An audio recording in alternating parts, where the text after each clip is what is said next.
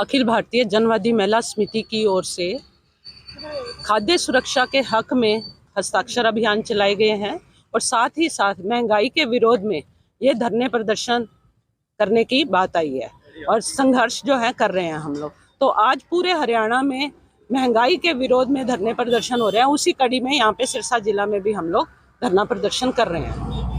तो किस तरह का प्रदर्शन का प्रारूप क्या रहेगा, कहां से महिलाएं इस प्रदर्शन में शामिल हुई हैं? हमने अलग अलग कमेटियों में जाके लोगों के बीच जो है इसके बारे में जानकारी दी है कि किस तरीके से महंगाई बढ़ रही है। लोग बहुत दुखी हैं और इतने दुखी हैं कि मतलब उनको कहीं आने जाने के लिए जो पैसे की जरूरत होती है वो भी भाड़ा ज़्यादा है, खाने पीने की भी दिक्कतें हैं, लोगों में औरतों में खून की कमी है, भूखमरी के लोग शिकार हो रहे हैं, राशन डिपुओं पे राशन मिलता नहीं है, पीले गुलाबी के चक्कर में लोगों को बांटा हुआ है।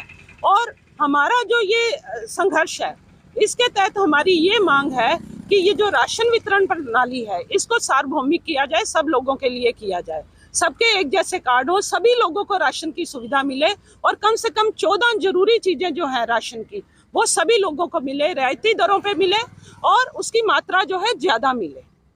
क्योंकि जिस तरीके से देश में भूखमरी बढ़ रही है, 116 देशों के जो वैश्विक भूख सूचकांक है उसमें 116 देशों में से 101 नंबर पे अगर देश है तो ये अपने आप में चिंता का विषय है। मैडम, आप खुद महिला हैं, घर के हालात आप अच्छी तरह जानते हैं, वजह क्या मानते हैं, मुख्य वजह क्या है, महंगाई क्यों इतनी ज्यादा हो रही है? असल में जो वजह है, एक तो जो सरकार की नीतियां हैं वो जिस जनता से सरकार वोट लेके जीतती है उस जनता के पक्ष की नहीं है।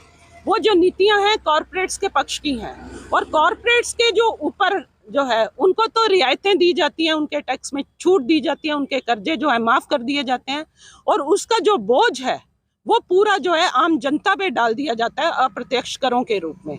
और उन अप्रत्यक्ष करों के रूप में जब जनता के ऊपर बोझ आता है तो चीजों की कीमतें बढ़ेंगी, महंगाई बढ़ेगी और उस महंगाई में जो राहत देनी होती है वो सरकार ने देनी होती है। सरकार ना तो टैक्स में कोई रियायत दे के राहत दे रही है, ना ही लोगों को जो है सस्ता राशन दे के डिपुओं के तहत जो राशन देना चाहिए वो भी नहीं देती। इसलिए जो है महंगाई जो है बहुत ज्यादा बढ़ रही है और भूखमरी भी बढ़ रही है क्योंकि राहत नहीं है। इस हालात में राहत तभी हो सकती है जब सरकार के द्वारा कोई उपाय किए जाएंगे।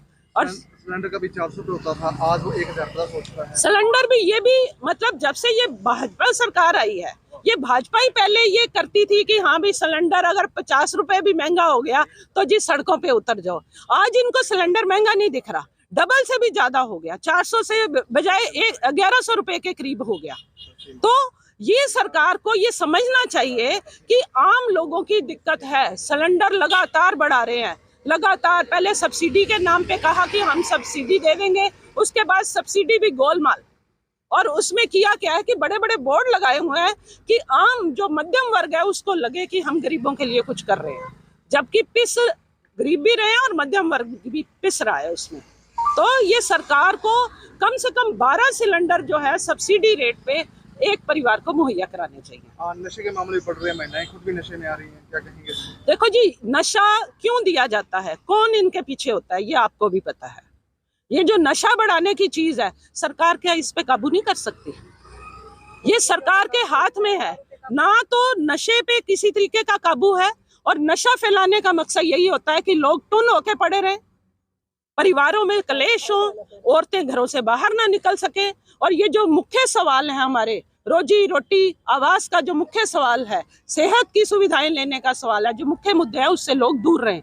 इसलिए नशा बढ़ाओ, पैसे कमाओ और लोगों को टुन करो और देश जो है गर्त में डालो, कोई फर्क नहीं पड़ता इन लोगों को। तो फिर आगे आपका क्या रहेगा? आज तो प्रोटेस्ट है, आगे क्या स्टेप रहेगा? हम इसके लिए लगातार एक तो हस्ताक्षर अभियान कर रहे हैं, हम लोगों के बीच जाके जागरूकता का भी काम करेंगे ताकि लोग अपने हकों के लिए लड़ें। श्रीलंका का आप देख ही रहे हैं किस तरीके से अर्थव्यवस्था ढही और क्या हो रहा है। यहाँ के लोगों को भी जागना पड़ेगा। मैं जनता से भी अपील करती हूँ आपके चैनल के माध्यम से कि जब तक हम बोलेंगे नहीं, सरकार हमारे लिए कुछ नहीं करेगी। हमें सड़कों पे उतरना पड़ेगा, अपने हक मांगने पड़ेंगे। ये हक जो है, गरिमापूर्ण जिंदगी जीने का हक हमें संविधान ने दिया है।